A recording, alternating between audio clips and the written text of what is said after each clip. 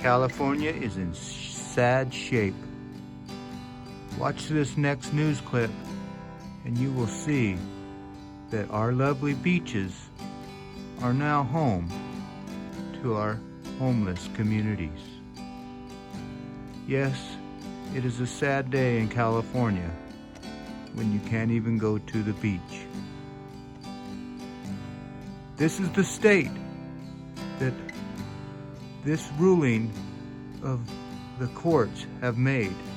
Unless we have shelters, they can camp wherever they want. There will be a mass exodus of people leaving California if we don't address this problem. Mahalo. Not the only ones. Tourists are sharing the sand with a growing homeless encampment. KPIX5's Kit Doe explains there's not much the city can do about it. This is kind of a surreal scene in Santa Cruz. It's a picture-perfect day. You got a lot of families enjoying the sun and the sand and the surf. All this colliding with Santa Cruz's homeless crisis. One of the most popular tourist destinations in Santa Cruz, Main Beach, now has some long-term visitors. Is it better than camping in the city? Oh, most definitely. Mark Peabody is part of the growing number of homeless who are setting up tents just below the boardwalk. There are now at least a dozen of them. He set up camp about a week ago after hearing that some people were being allowed to stay overnight.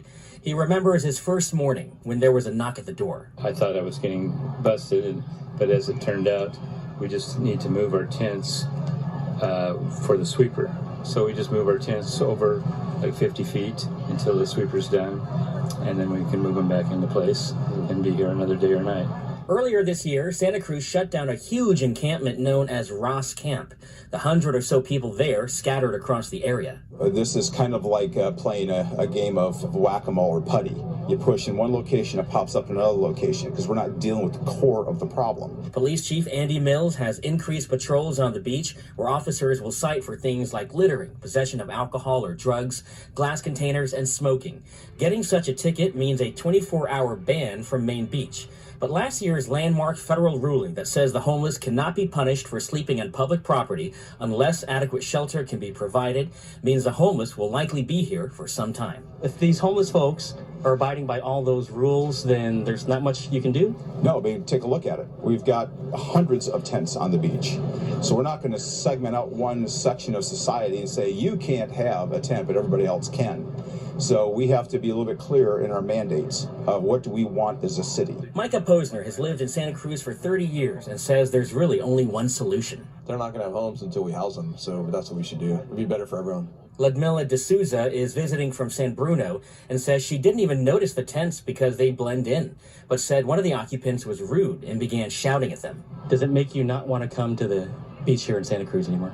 I would say not sure yet. Not sure.